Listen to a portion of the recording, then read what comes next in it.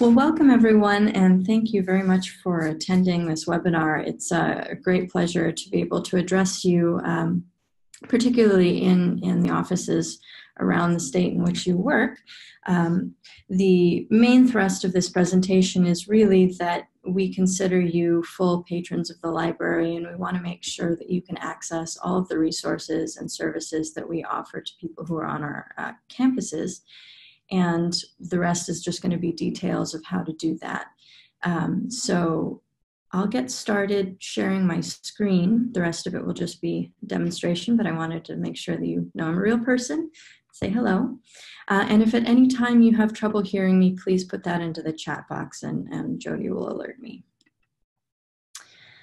So I'm going to stop my video. And with luck, you can see the library webpage now. And again, I should just say I'm Leyla Cabugos. I'm a subject specialist librarian, and I focus on the plant sciences. I'm a botanist by training. And I'll introduce you remotely to some other librarians who can help you with your research. So what I first want to do is navigate you to the library's website, library.ucdavis.edu. And on this top menu bar, we have an item called Subject Guides. These are lists of resources that are specific to each discipline represented on our campuses, where we bring together resources that are mostly on the website and other places, but that we want to highlight to you, to specific user groups. So I've created here at the bottom under Agricultural and Environmental Sciences, one for UC Cooperative Extension Services. I realize that there are other disciplines represented in the work that you do, but I had to put it somewhere. So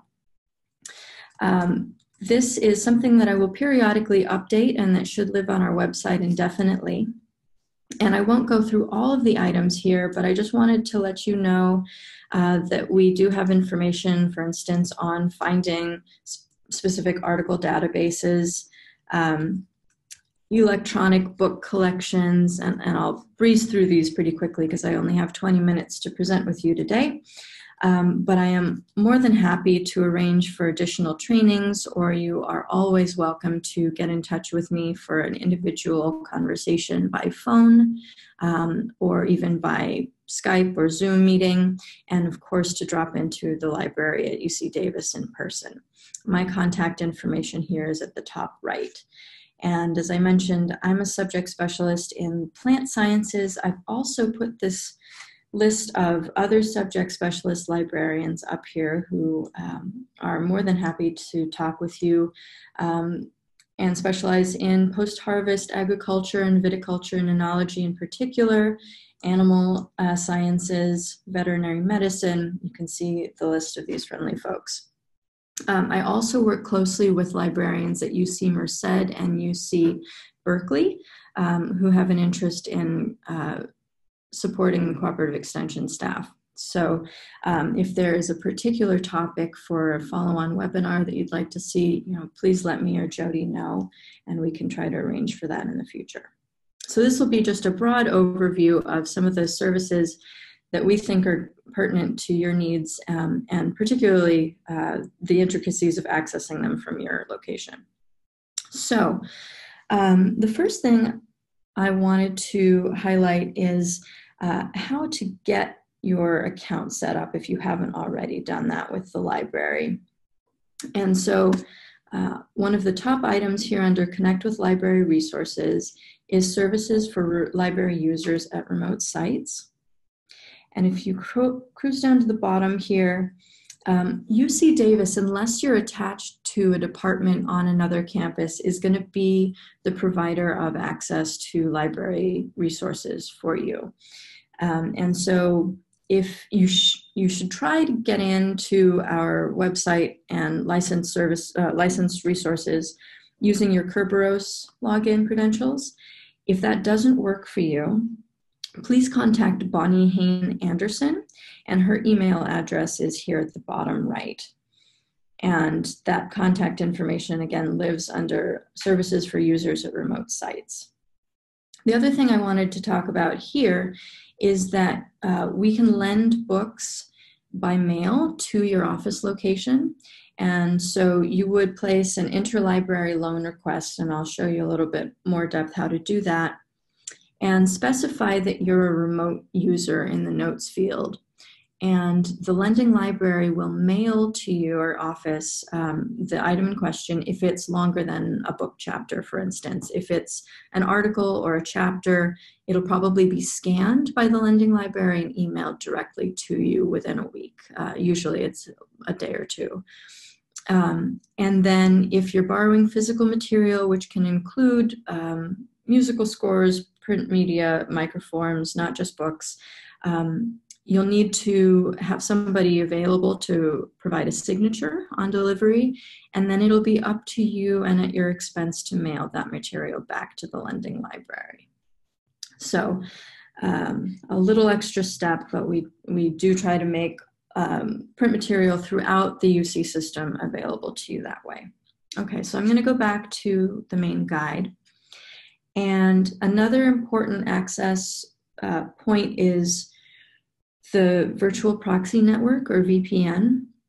So that is a program that you need to download to your computer in order to access the content that we purchase or license through the library. And so this is, I've provided a link here. It's called Pulse Secure, and you'll need to connect to it every time you log into your computer or turn it on.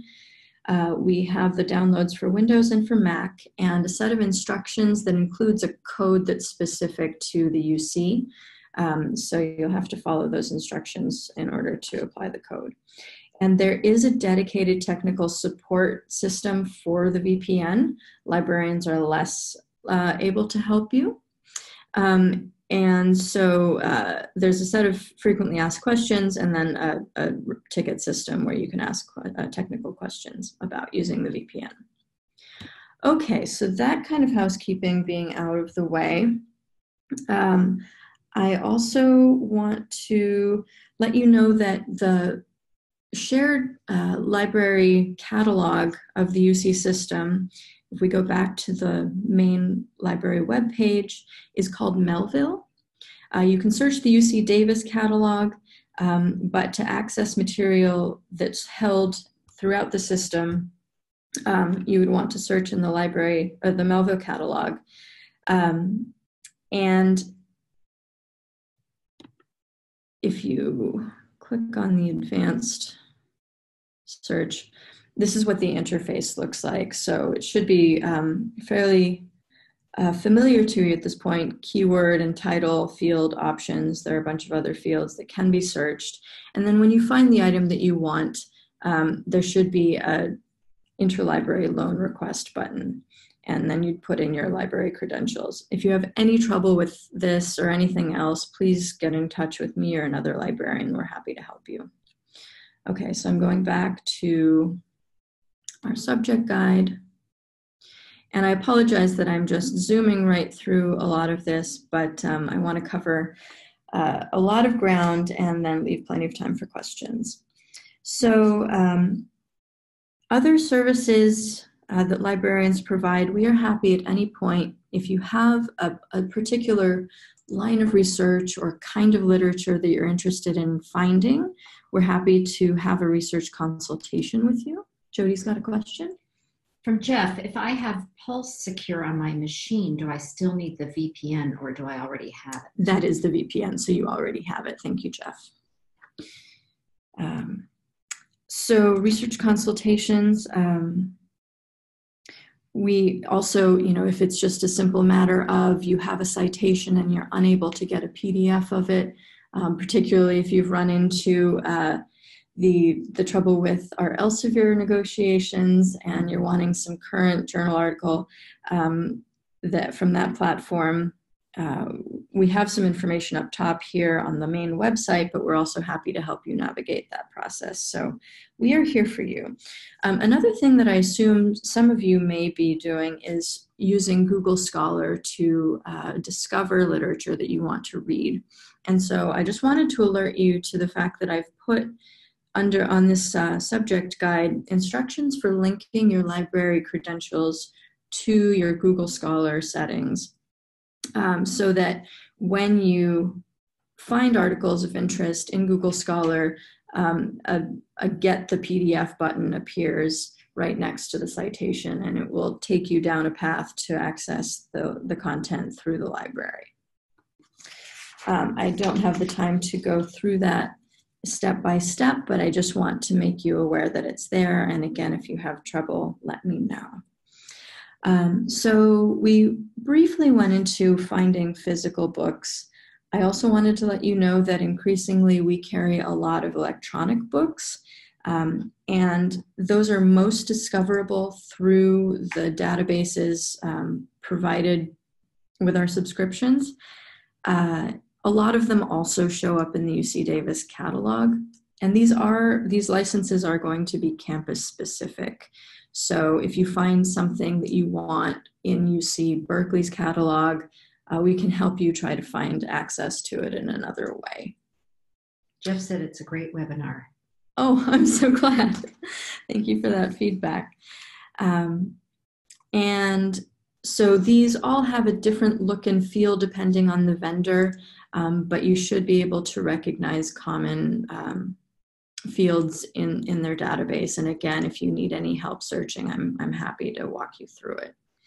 I also wanted to let you know that we're trying to co-locate on this guide some of the archival materials that have been digitized, UC publications in particular, so that they're easy for you to find. There's the Calisphere platform that has a lot of archival photographs,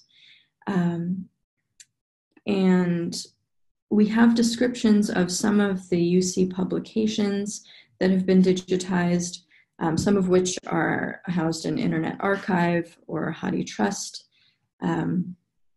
And we'll be adding to this, as well as some of the other UC librarians who support agricultural sciences are interested in putting together a California ag history timeline where we can expand on some of these historical publications. And may I ask a question, Yes. Leyla? With these images, can people use them, and do they need to credit them? They should certainly credit them, and there should be citation information provided on the record. And then a lot of them are probably going to be, the copyright will be held by the UC system. And so presumably, educational use is going to be considered fair use, and we're within the system. So we should be fine with that. Okay, and let's see. Oh, so we are actually moving right along. I did also want to let you know that as library patrons, we welcome your input on what should be in the collection in order to support your work. So if there is a book or a journal, journals will take a little bit more time because we have to commit to a subscription for many years, but we are still happy to consider it. But please email me directly or any of the other subject librarians. And we do also have a generic form on the library website to suggest purchases and subscriptions. And then I don't know if open access publishing is something that's of interest to you. I expect so, given the land grant mission. And in that case, the library provides support for article publishing fees to the tune of $1,000 per article, and I believe you're eligible for that once a year. And the journal that you select has to be fully open access. And information about that resource is under open access at UC Davis. Some about our UC open access policies, and then at the bottom here we should have information about the grant support. This is discounts for UC authors. Yes, and then UC Davis Library Open Access Funds. So That is a whirlwind tour of some of the things that I think are going to be most important for supporting your work. At this point, I'd love to entertain any questions that you have. And thank you again for being here. And I'll put my video back on here, perhaps.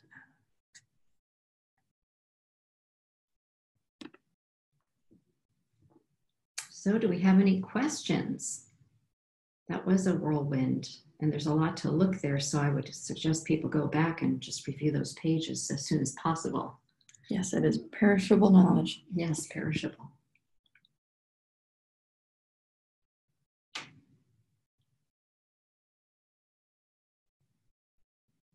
It looks like we've got some chats. I guess I'll open that up.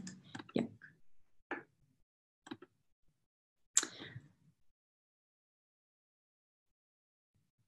Oh, here's one. Will there be a summary of collection or collection of links applied after the end of the webinar? A collection of links. Well, that is actually what I've attempted to put together with this subject guide. So one thing that I didn't hover over for very long is this section on article databases. And so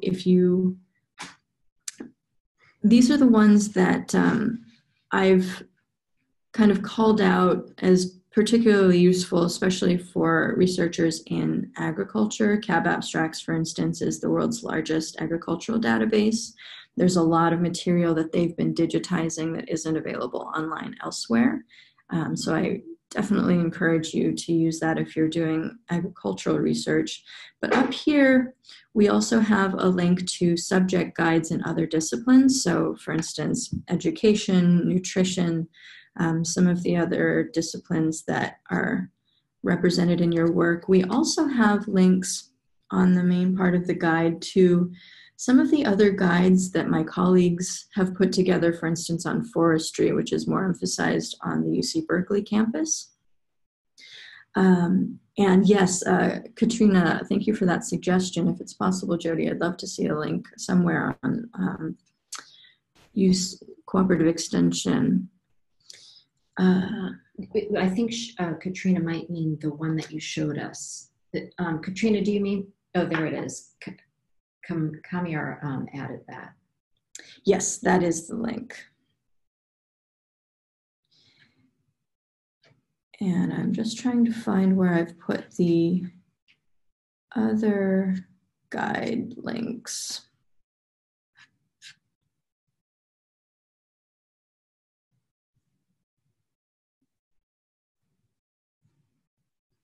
And I would have thought it was up top.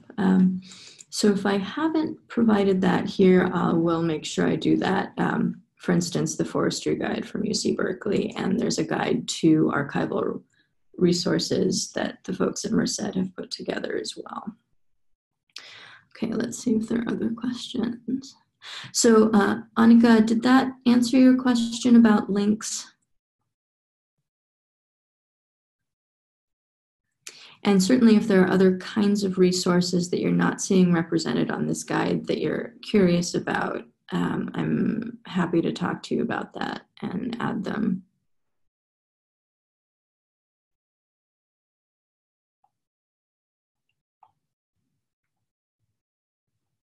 And we're still waiting for more questions. If you have, please do, before you leave this webinar, make sure to fill out this survey so that we can find out what other kind of topics you'd like to learn about. Oh, and thank you for mentioning that. I will also mention that at the bottom of my guide, I have a little 5-minute survey where you can leave feedback of that nature, or just, you know, how to improve the presentation. Do the other librarians know who we are, or will we need to do some description intro as to our roles? It depends on the librarians. So the librarians that I've listed are familiar with cooperative extension and have an interest, have worked with researchers in the past. So you might just explain what it is in particular that you focus on, but they should be conversant in how you operate.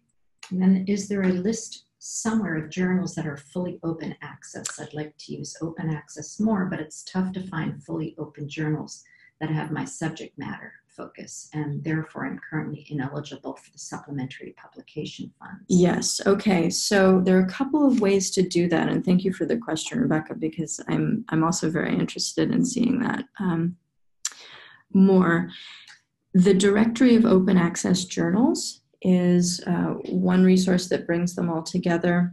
I believe also on our open access publishing guide, we have lists of open access journals that you can search by subject area. Let's see.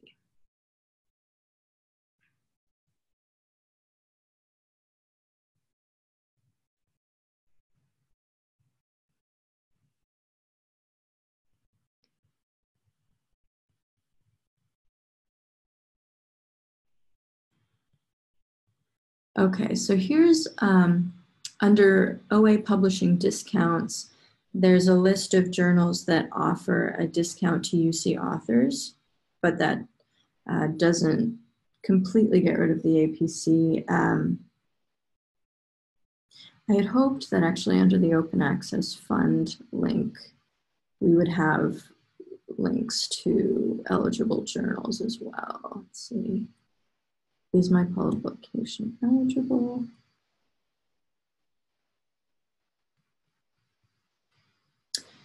Okay, so they do provide a link to the Directory of Open Access Journals. You can also, they're suggesting a database that we subscribe to that I find very useful for a range of things called Ulrich's Periodicals Directory. It's number 3 here. And that will show whether it's open access, whether it's peer reviewed, and it'll also show which article databases index it. So if you want to know that it's going to appear, for instance, in the database Cab Abstracts, where people are going to be looking for agricultural literature, you can check to see that it's indexed by Cab Abstracts. So these should be some good resources for identifying OA journals. Okay.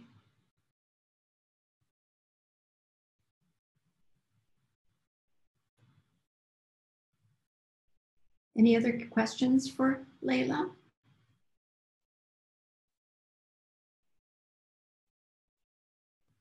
Looks like we all have to do some, reviewing of these pages to really dive in and see what's available in terms of information. And I imagine there will be some questions that arise as you peruse these resources. While we have the time, I'll just open up Ulrich's and show you what the interface looks like. Looks like we need to connect to VPN. It is a great opportunity, Luke, and we're happy to have more people participate. So thank you for your interest. Let's see.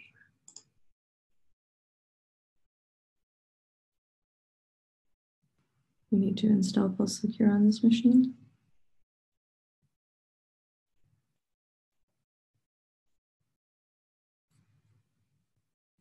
All right, we won't get into that right now.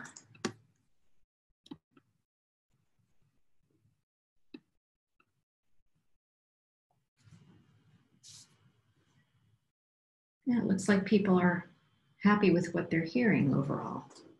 Okay, so I've got, can you give me some examples of questions or support you can provide us with? Certainly. I've had questions that range from I'm starting research in a new area. I'm trying to find literature on walnut kernel quality or soil microbes, and I don't know where to start, what keywords to use, what databases to use, or I've found one journal article that I think is really relevant. How do I find more like that? Or I have a citation of something I know I want, but I can't find a copy of it. Or, just I'd like a walkthrough of some of the key databases for my field, whether it be in education or in nutrition. questions of that nature, but also, let's talk about how drought has been conceived of over time and, how it shows up in the literature. So really, we get all kinds of questions, and if I can't answer them, I can certainly point you to somebody who can help more than I can. Okay, I'm glad that helped, Katrina. And if anybody's still hanging on, feel free to just share with me what kinds of things you're working on. That always helps inform how I build the collection, how I prepare myself to converse with you and help you. And I'm interested to know who shows up to these things.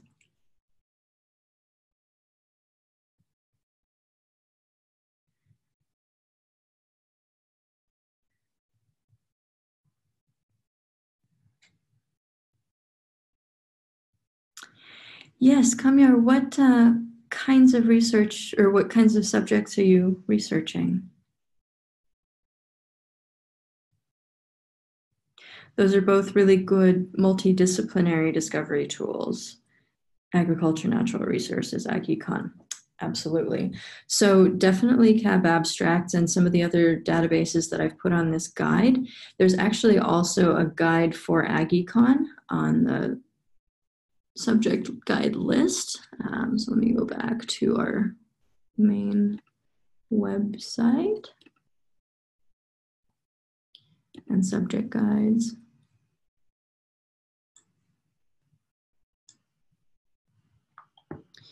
So let's see.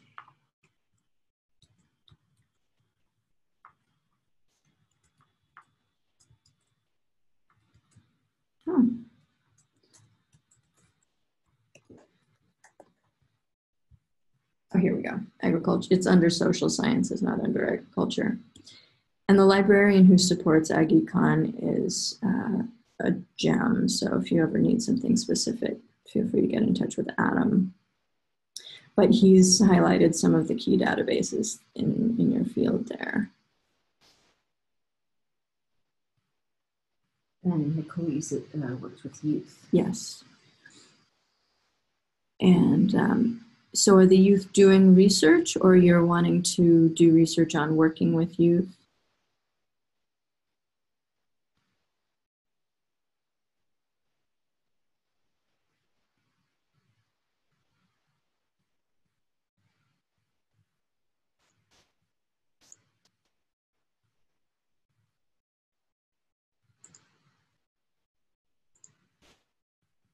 Nicole, are you still on? Because Leyla was, oh, good.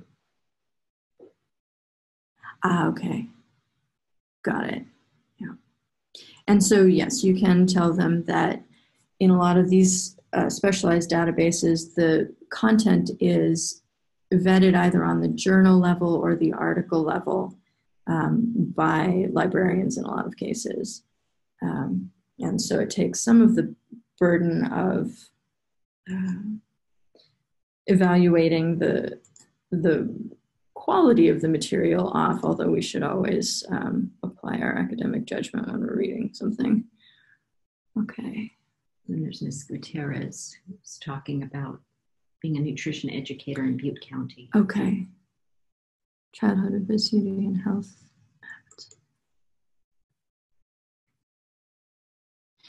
Okay. So we do have a guide with resources on human development. That's going to be under the social sciences, I believe. And then nutrition, certainly. And then the health sciences have a really robust set of resources that they've put up, and their librarians are also really wonderful. So I would refer you to all of that. Let's see, we've got a question from Cheryl. The VPN process has always been a struggle, and the online steps tell me how to get the app, but once I have it, I always have a hard time finding databases like Cabby. Okay, so yeah, the discovery of databases that are going to be relevant to your needs, Cheryl, fall into our domain and VPN doesn't really help you find them. It's just a way of, once you know you want something, connecting that request to the material that we've paid for. So I am quite happy to help you navigate any of the other tools to discover databases like Cabby. Does that help? Okay, and then can I develop a one-pager with steps to get to connect to the VPN or to get to specialized research resources? Need some follow-up questions from Cheryl. Databases. Okay. That is, again, what I'm hoping this guide does. And so if it's less focused on your research interest than you'd like it to be, please either fill out the survey at the bottom or get in touch with me directly, even better, and let me know where it falls short or where I can augment that. And I'm happy to put together another one-pager and put it wherever is going to make the most sense for you guys to access. And I would like to note to everyone that it is 12:01. Leyla, do you have 5 more minutes? I can stay as long as you have interest. Okay. Oh, hi, Brooke. Okay, let's see. Let me just make sure I've gotten all the way through these questions. Thank you, Rebecca. Okay. Always on the lookout for historical, botanical, and wildlife images that I can use, copyright free. We certainly do try to point you to Creative Commons licensed images, and on a plant sciences subject guide that colleagues and I put together, which is under, I believe, Ag and Environmental Sciences. Yes, it's right next to the UC Cooperative one.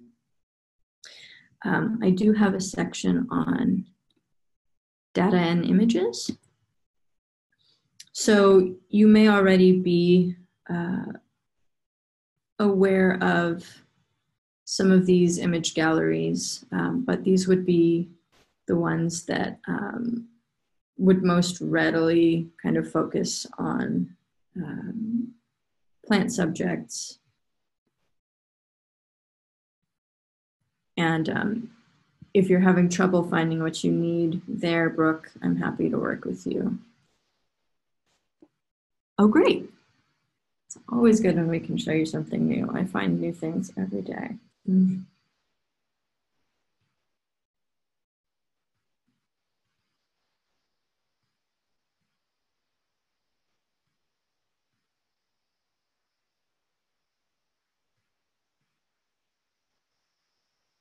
Questions? Any last questions?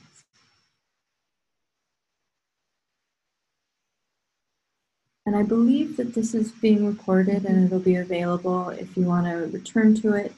And of course, again, I'm more than happy to talk to you or to refer you to some of these other library colleagues anytime. Yes, these will be recorded and archived on the ANR Learning and Development webpage. And you know, no question is too small. I'll use it as an excuse to get to know you, because the more I know about you, the better I can build our collection. So. And better guarantee for continued employment. Right? Right. Well, it looks like we may be running out of questions, but as you know, Leyla has offered all of you to, her email address and to contact her in the future. So with that, I'd like to thank you for coming again, Leyla. And thank you all for being here today. Yes, thank you for your time and interest. We'll see you in the internet.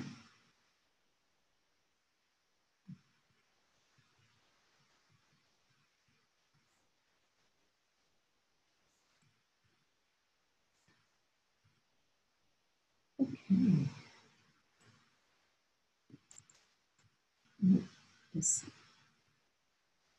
This should be one new message. So people are just saying goodbye, but thank you.